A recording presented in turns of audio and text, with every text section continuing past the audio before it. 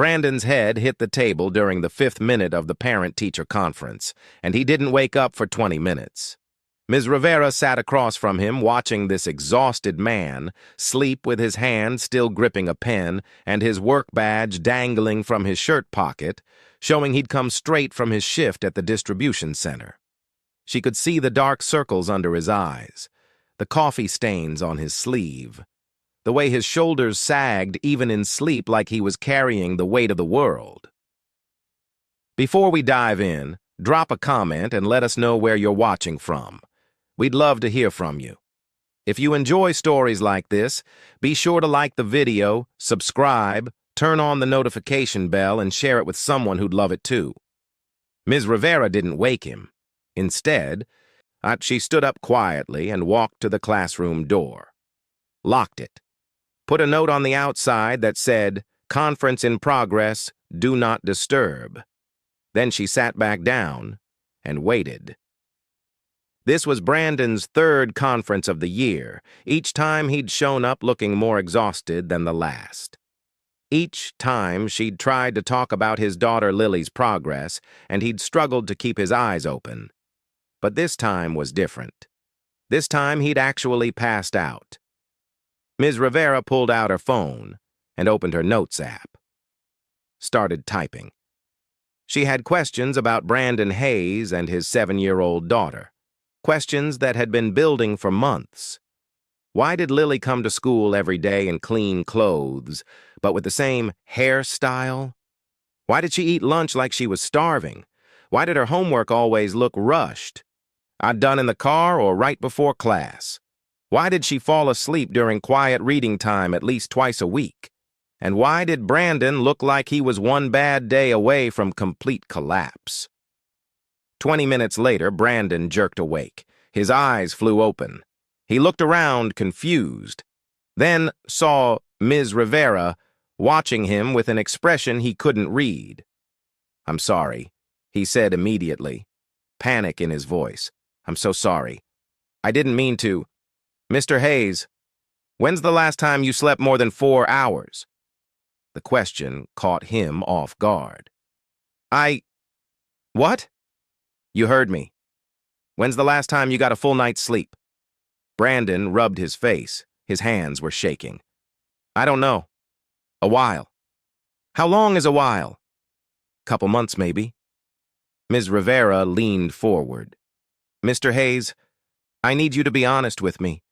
What's going on at home?" "Nothing. Everything's fine. Lily's fine. We're fine." "You just fell asleep in the middle of a parent-teacher conference."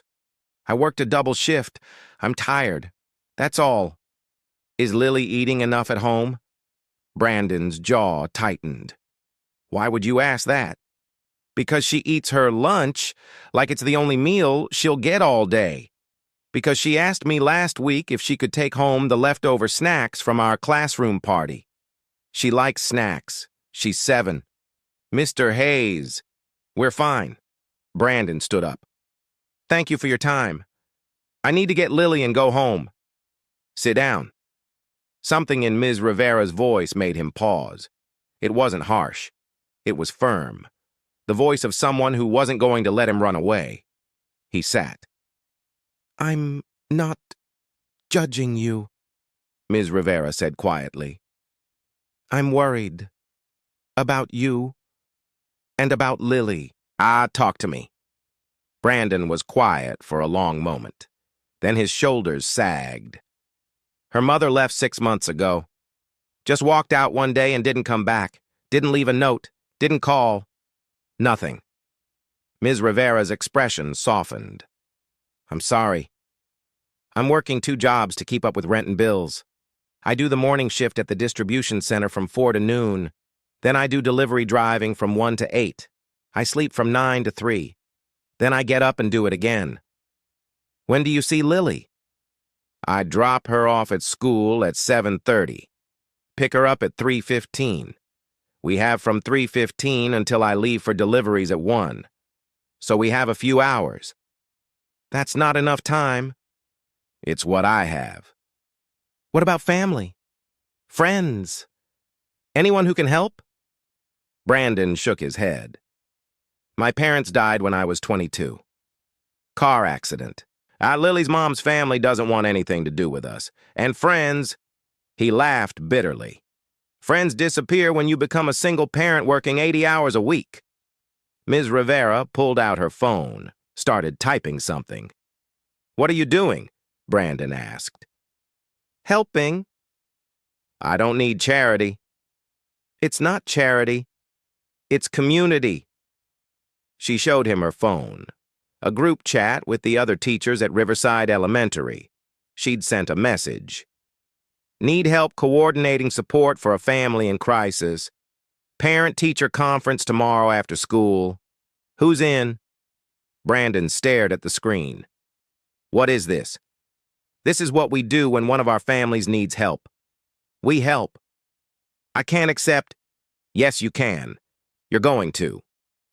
The next afternoon, Brandon showed up to the school at 3:15 like always. But instead of just picking up Lily and leaving, he was directed to the teacher's lounge by the front office staff. He walked in and stopped cold. The room was full of people, teachers, staff members. Even Principal Anderson was there. What's going on? Brandon asked. Ms. Rivera stood up. We're going to help, but first you need to hear what we have to say. For the next hour, Brandon sat and listened while the staff of Riverside Elementary laid out a plan. Ms. Chen, the school counselor, had connections with a local food bank. They'd make sure Lily had groceries. Mr. Thompson, the PE teacher, offered to pick Lily up after school 3 days a week and bring her to the community center where his wife ran an after-school program. Free of charge. Mrs. Patterson, who taught 5th grade, I said her teenage daughter could babysit on weekends if Brandon needed to pick up extra shifts or just needed to sleep. Principal Anderson pushed a folder across the table. These are job listings, day shifts. Better pay than what you're making now. I made some calls. 3 of these companies are willing to interview you this week. Brandon couldn't speak. His throat was too tight. We also talked to the school lunch program, Ms. Rivera said gently. Lily qualifies for free breakfast and lunch. You just need to fill out the paperwork. Why are you doing this? Brandon finally managed to ask. Because you're part of our community, Principal Anderson said, and we take care of our own. Brandon put his head in his hands. His shoulders started shaking. He was crying and he couldn't stop. Ms. Rivera walked over and put her hand on his shoulder. It's okay to need help. It doesn't make you weak. It makes you human. 2 weeks later, Brandon started a new job as a warehouse supervisor. Day shift, Monday through Friday, salary, benefits, normal hours. He cut back to just one job for the first time in 6 months. Lily started going to the after-school program 3 days a week. She made friends. She stopped falling asleep in class. She stopped eating like she was starving.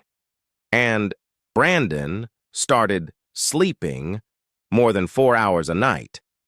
But the biggest change came on a Tuesday afternoon when Ms. Rivera asked if she could talk to him after school. Brandon's stomach dropped. Is Lily okay? She's fine. Better than fine, actually. I wanted to show you something. She pulled out a piece of paper. It was a story Lily had written for class. The assignment was My Hero. Brandon read it and his eyes filled with tears. My hero is my dad. He works really hard to take care of me. He makes me breakfast even when he's tired. He helps me with my homework even when he has to go to work. He reads me stories at night, even when I can see his eyes closing. Sometimes I hear him crying in his room when he thinks I'm asleep. I want to tell him it's okay. I want to tell him I know he's trying his best. I want to tell him he's the best dad in the whole world. But I don't know how. So I wrote this story instead. I love you, Dad.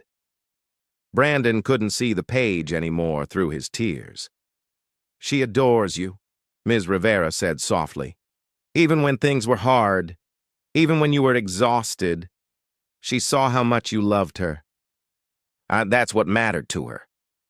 I felt like I was failing her every single day. You weren't. You were surviving, and you were making sure she survived too. That's not failure, that's love. Brandon wiped his eyes. Thank you.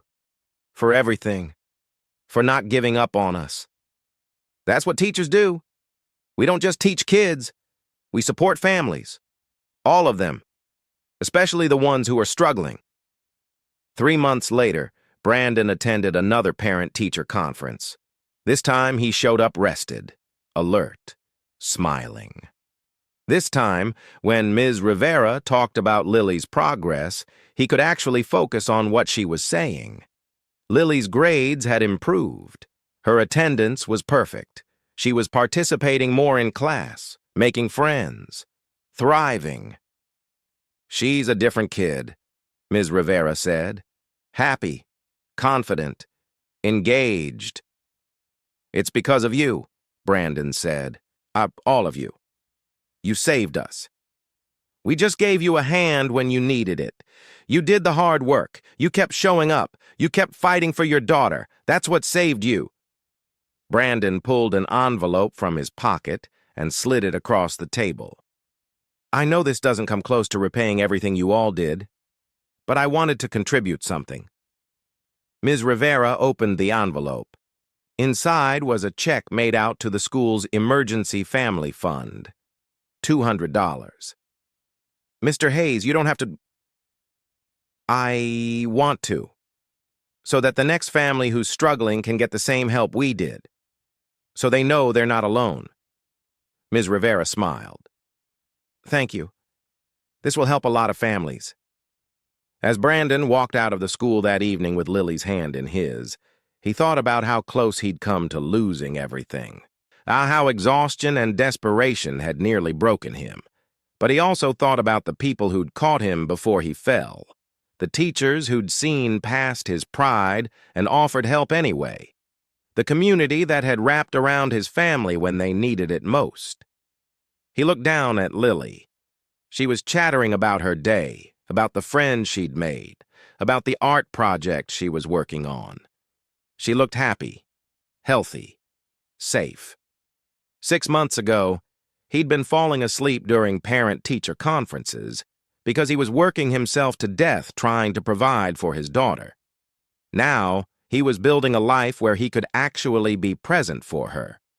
All because a teacher had decided to help instead of judge, to ask questions instead of making assumptions, to see a family in crisis and respond with compassion instead of indifference. That night, Brandon helped Lily with her homework at the kitchen table. They had time. They weren't rushed. He wasn't falling asleep. They were just a dad and daughter doing homework together like thousands of other families. Normal, peaceful, together. Later, after Lily was in bed, Brandon sat at that same kitchen table and wrote an email to Principal Anderson. I want to start a support group for single parents at the school, a place where we can share resources, help each other, build community. I want other parents to know they don't have to do this alone. Let me know if you think this is something the school would support. The response came the next morning. Absolutely. Let's make it happen. 6 weeks later, the first meeting of the Riverside Elementary Single Parent Support Group took place in the school library. 12 parents showed up, and they shared stories, resources, phone numbers. They cried, they laughed, they realized they weren't alone. Brandon stood at the front of the room and told his story. About falling asleep during the conference, about the teachers who'd helped, about learning to accept support. We're not meant to do this alone, he said. None of us are. And there's no shame in needing help. There's only shame in refusing it when it's offered. Ms. Rivera stood in the doorway, watching.